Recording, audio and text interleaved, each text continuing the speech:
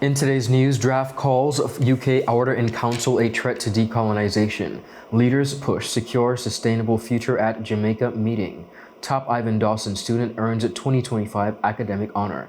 Disaster agency reminds residents readiness starts before the storm. We have these and much more coming right up after a word from our sponsors.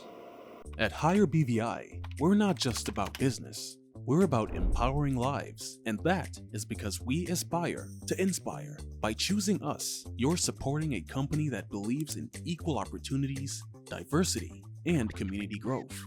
Our mission goes beyond profit. It's about providing HR solutions, fostering talent, and leaving a positive impact. Join us in building a better future, a better BVI. Choose Higher BVI, where your support isn't just a transaction, it's a transformation. Together, we're changing lives in these beautiful Virgin Islands. Hello everyone and welcome to this edition of 284 News. It is Tuesday, July 15th, 2025. I'm Ron Grant, bringing you the very latest out of Tortola in the Virgin Islands. Thank you so much for joining us and a happy Tuesday's wish to all. The United Nations Special Committee on Decolonization has adopted a draft resolution for consideration by the wider membership of the UN that calls for the full decolonization of the British Virgin Islands, which remains under the unilateral authority of the United Kingdom as the territory's administering power.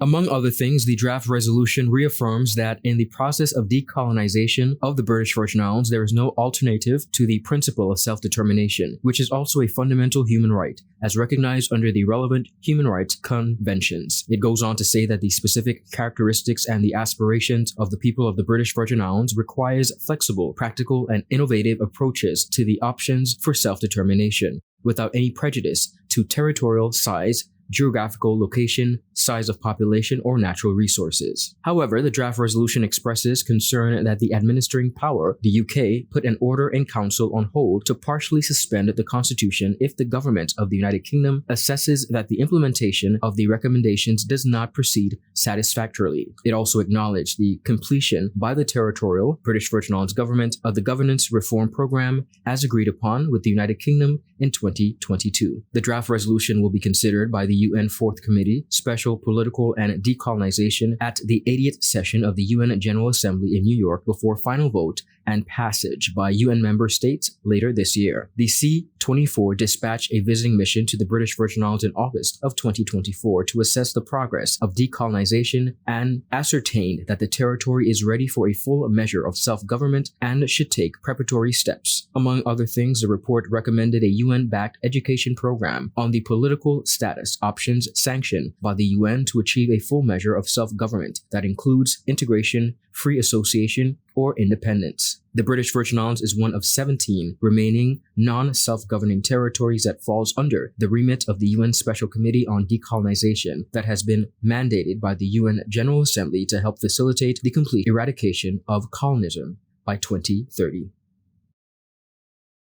Premier and Minister of Finance, Dr. the Honorable Natalia D. Wheatley, was away from the Virgin Islands from July 5th to the 9th, attending the 49th regular meeting of the Conference of Heads of Government of the Caribbean Community in Montego Bay, Jamaica. Now, the meeting was held from the 6th July to the 8th under the chairmanship of Prime Minister of Jamaica, Dr. the Most Honorable Andrew Holness. In a recent press conference, Wheatley reflected on the outcomes of the high-level meetings. From the 6th to the 8th of July, I participated in the 49th regular meeting of the Conference of Heads of Government of CARICOM in Montego Bay, Jamaica, under the chairmanship of Prime Minister the Most Honorable Andrew Holness. We held robust discussions on key issues including security, climate change, regional trade, digital economy, reparations, and the situation in Haiti. We affirm that our region needs a stable security environment and that increased intra-CARICOM trade and stronger ties with Africa and Latin America are critical to our future. Preparations for COP30 in Belém, Brazil were also central, particularly the need to tie climate finance to the vulnerability of small island developing states. On the digital front, we discussed how our economies must benefit more from global service providers while improving online safety, especially for our youth. I was pleased to join my fellow associate members in reinforcing the importance of our inclusion in the regional decision-making process. Wheatley joined other leaders to discuss improving regional security, enhancing food and nutrition security, as well as combating climate change. The meeting will be observed under the theme, or was observed rather, under the theme People, Partnerships, Property, Promoting a Secure and Sustainable Future. The principle of solidarity in CARICOM means we cannot address these issues alone. We must tackle them together. As Premier, I remain committed to advancing the interests of the Virgin Islands at home and abroad through strong governance, responsible economic policy, and meaningful regional and international partnerships. The Ivan Dawson Memorial Scholarship Committee has named the 2025 recipient as Johnny Emmanuel Benjamin, a Class 6 student at the Ivan Dawson Primary School. The Scholarship Committee said Johnny was the top student of the class of 2025 and received trophies and awards, including the Ivan Dawson Memorial Scholarship for Top Student. In his welcome address, Johnny gave thanks to God, his family, teachers, and friends. He admonished his fellow classmates that as they step into the future, they must carry forward the lessons they've learned and the values they've upheld. Johnny urged that their approach new challenges with determination and optimism, knowing that they are prepared for what lies ahead. Johnny received the Ivan Dawson Memorial Scholarship Award for President of the Ivan Dawson Memorial School Scholarship, Keith Dawson. Johnny is a 12-year-old who loves to play basketball, soccer, as well as track and field. Congratulations to Johnny. Up next, CARICOM supports Solid for BVI leader as regional unity takes center stage. We have this and much more coming right up.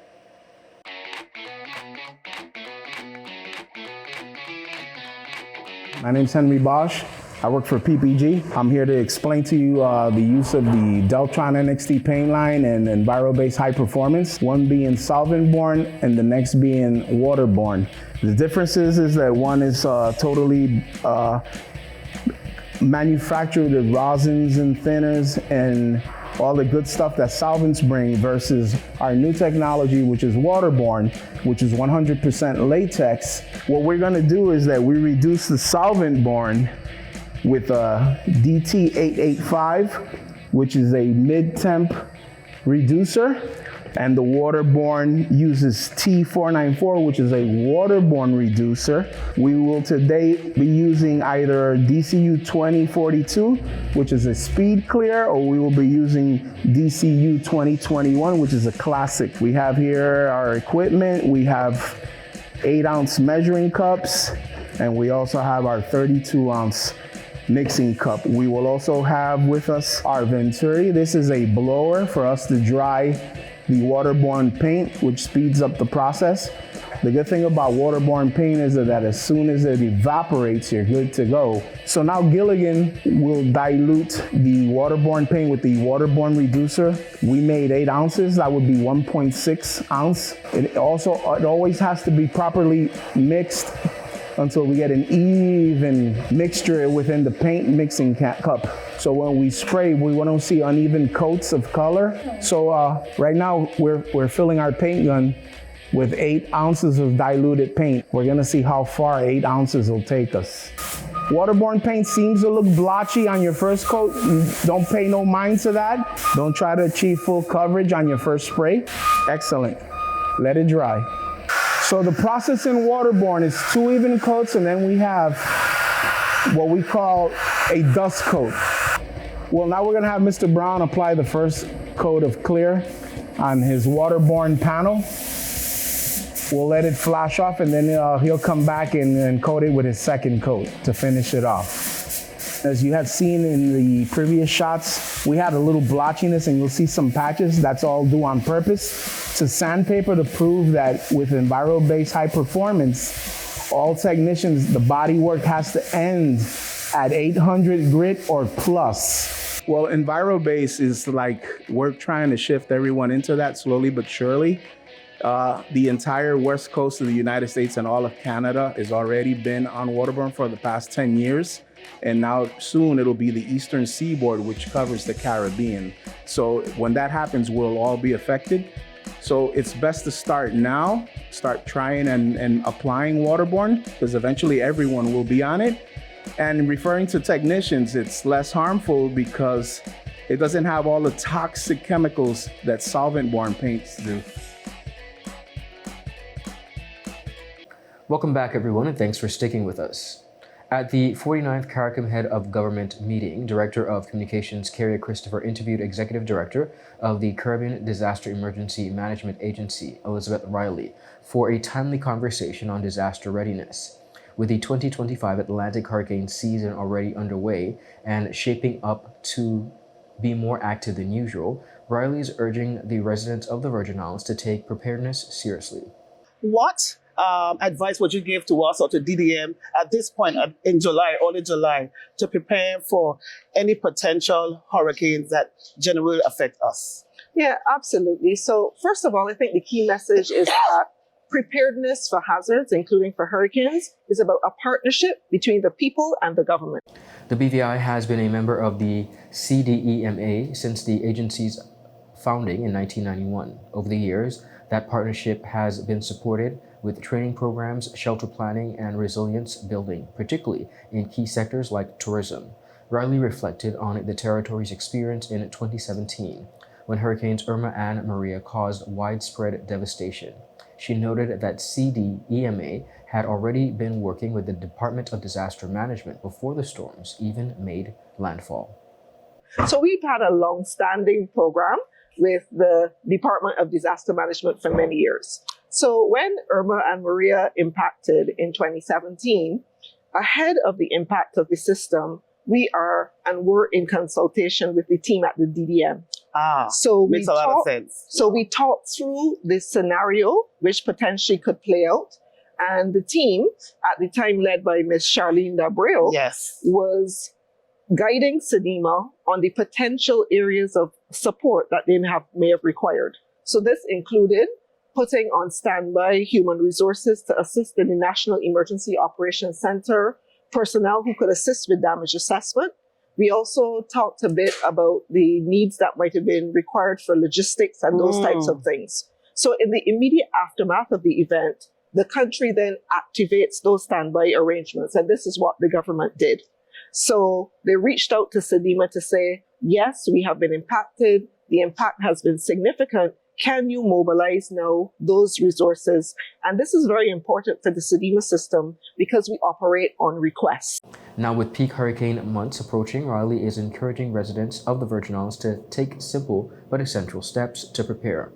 So you want to be really thinking about these things, and it's an active thought process as you go through the hurricane season and prepare. Make sure you have your stocks, make sure you have your water. For persons who are on medication, it is absolutely critical to have stocks of your medication because in the aftermath of events, you don't know whether you're going to be able to easily access those. And we also advise persons to keep personal cash. In many instances, banking systems are disrupted for some time after events. So all of these are things that the individual can do. And remember, the government is always going to do its part, but the government must always be complementing the efforts by individuals. With preparations already underway across the territory, officials say continued collaboration between agencies and residents will be key in navigating the months ahead. During a press engagement at the 49th CARICOM Heads of Government meeting in Montego Bay, Antigua and Barbuda, Prime Minister Sir Gaston Brown spoke to regional media about the importance of Caribbean integration and expressed strong support for the leadership of the British Virgin Islands. Well, as Caribbeaners, we are all one family. And as you indicated, we have a number of Antiguans who are living in the BVI who have made significant contributions towards the advancement of your country. Yes. And we're very happy with the level of cooperation and collaboration, not only with the BVI, with the government, but the integration that has taken place over the decades within CARICOM, bringing our islands and our people closer together. Fundamentally, we're one and the same. We all emanated out of Africa. Some went North Caribbean, Middle Caribbean, and South Caribbean. So this integration movement is very important in literally bringing our people together as we stand in solidarity with each other and we pursue economic and social strategies to empower people. He pointed to recent wins like the election of the CARICOM National as Secretary General of the Organization of American States, an achievement made possible through unified regional support. As you know, the CSME is one of the areas that we continue to enhance so that there's greater cooperation and collaboration among CARICOM states. And I'll add here too that the functional cooperation within the Caribbean or CARICOM is such that things that we could not have done on our own, we're able to do as a result of the collective efforts through collaboration and cooperation. And as you know, we have harmonization of certain policies, foreign policy, we've collaborated. In fact, I'll give you a case in point, and this is most recent. The individual who emerged as the Secretary General of the OAS is actually a CARICOM national. Okay. And it is the 15 votes that he got from CARICOM that made him the Secretary General. Is that correct? So you can see with that type of foreign policy coordination and collaboration that we're able to achieve things that ordinarily we could not achieve on our own. So integration is quintessential to the advancement of these small islands because at the end of the day, we're just too small to survive on our own. Exactly. And by pooling our resources, pooling sovereignty, it makes us stronger, it makes us more effective, we're able to leverage more opportunities for people. And I'm certainly an integrationist and I'm working alongside all CARICOM countries, to include the BVI. Brown stated integration is essential for small island development and allows the region to compete more effectively by pooling resources and coordinating foreign policy. When asked about the leadership of the BVI, Premier Brown offered words of encouragement and a vote of confidence from the wider CARICOM leadership. What advice do you have for the Premier of the Virgin Islands as we traverse some of the issues that we're going through now, like our COIs and stuff like that, as we still are an OT member state? Yeah. Well, he has the basic ingredients as a leader. And, with time, just stay the course, the experience will come. And I'm pretty sure that he will emerge as a very significant leader, one of your most significant leaders, and certainly a significant regional player. And he certainly has the support of myself and other senior leaders within CARICOM. So again, just him to stay the course and continue to service people with love. Up next, Rotary Club of Rotown hosts the annual fundraising event. That's Kitty's Fiesta 2025, coming right up after a quick word from our sponsors. Father Jesus, that line you long like church service. Alright, do enjoy the rest of the day. Next customer line, please. Wait, hold on a second. Yes, Sonny boy, come, yes, Sonny. Good morning. Good morning, Sonny boy. Hold on there. You must have cut fun to people. It's okay, I'll take care of it. What? No man forget you. How may I assist you? Yes. You want top of power? You want top of power? Join the prepaid party with CCT and enjoy more affordable data plans, more top-up promotions, more savings with hero bundles, and more value for your money each and every Tuesday with Top Up Turn Up Tuesday. Visit a CCT store today or anywhere CCT Top Up is sold and top up your phone. 5, 10, 15, 20, 25, 30. You want top of power? As the winds start to whisper of approaching storms, it's time to safeguard your sanctuary. Hey, have you checked your insurance policy lately? Not recently. Why? It's very important to check your insurance policy before the hurricane season. That's a good idea. I'll reach out to my provider and get some information. Awesome. Come, son, let's plan for emergencies together. We're gonna include your favorite comfort kit.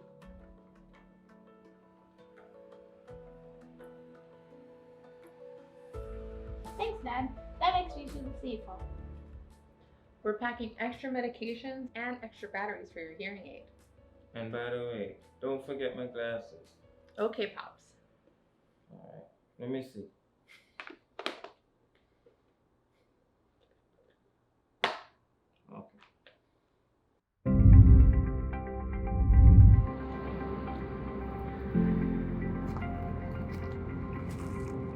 going on, dog? What you saying? You good?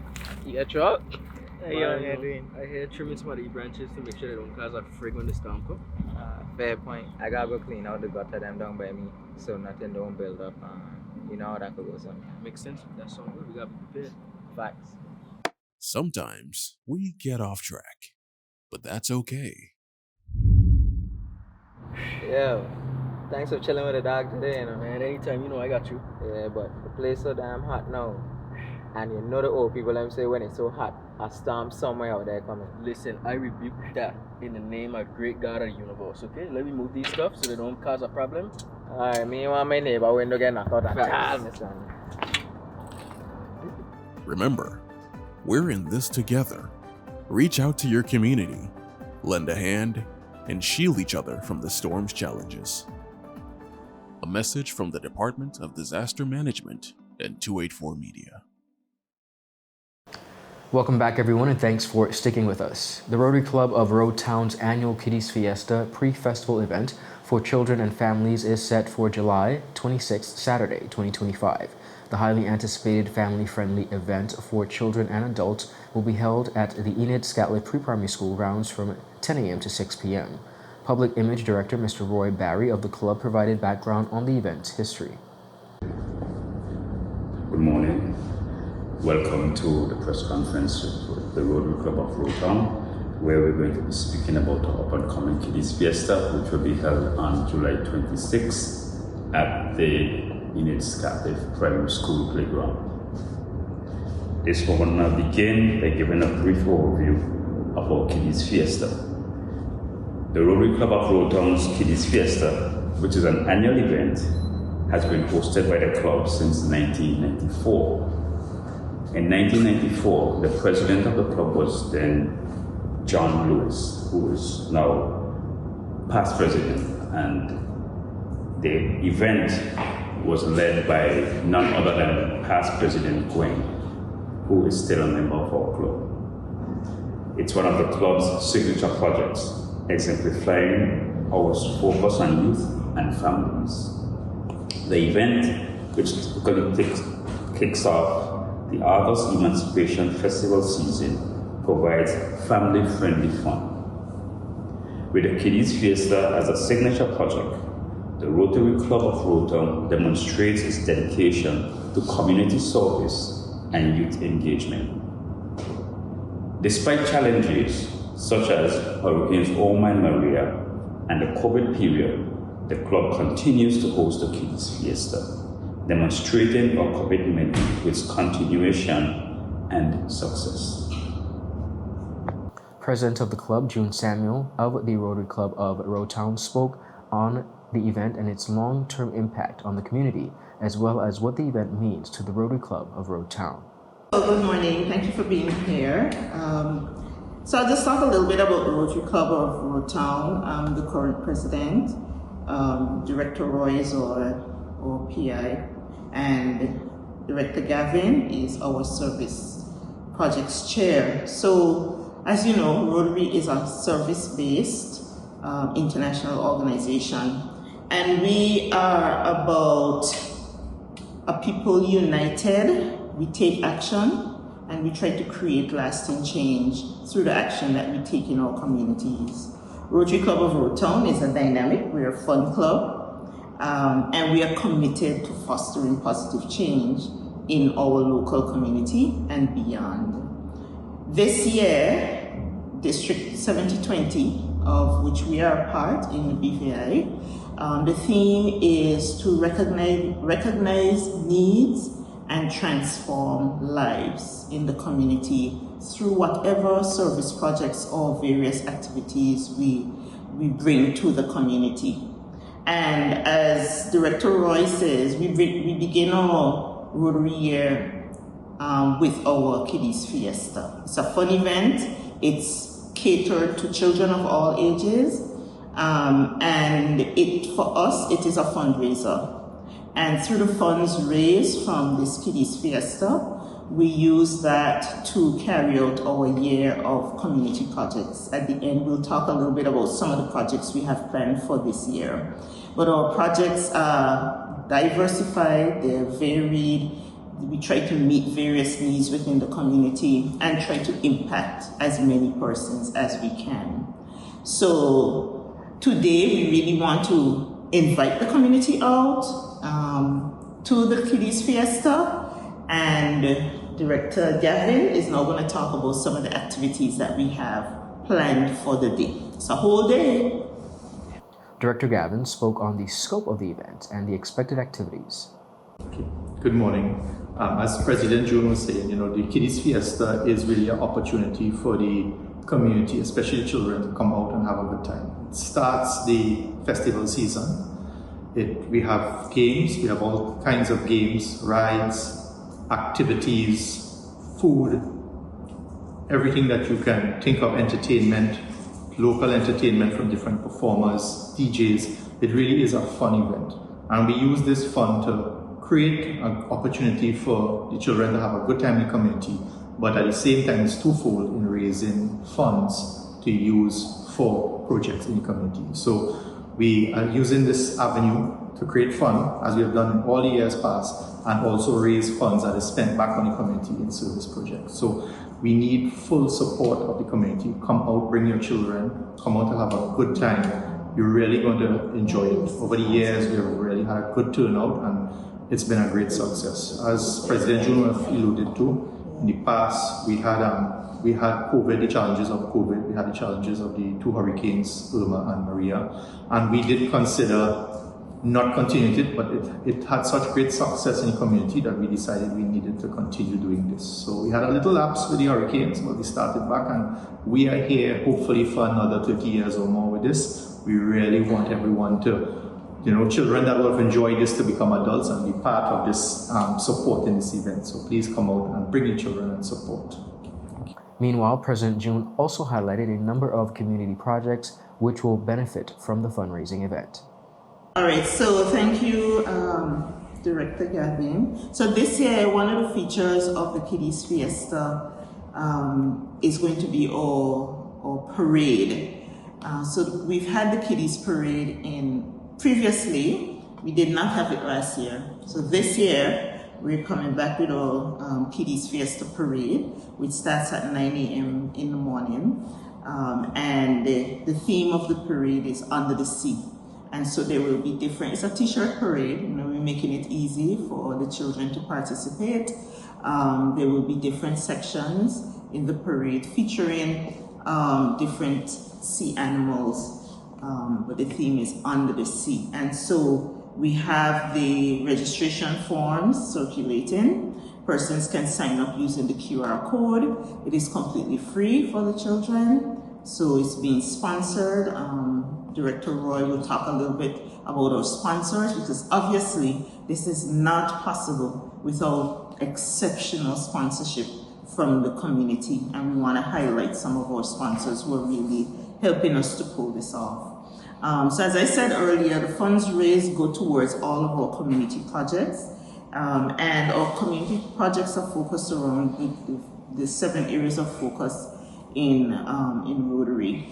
This year, our DG is having a focus on cardiovascular health. So we know. Additionally, the 2025 Kiddies Fiesta sponsors were acknowledged. That is it for today's news roundup. Be sure to follow us for your daily news updates at Tweet4Media and Tweet4BVI on Instagram and X, formerly Twitter. I'm Ron Grant. I'll see you again tomorrow. Do have a safe and enjoyable evening. Happy Tuesday. Goodbye.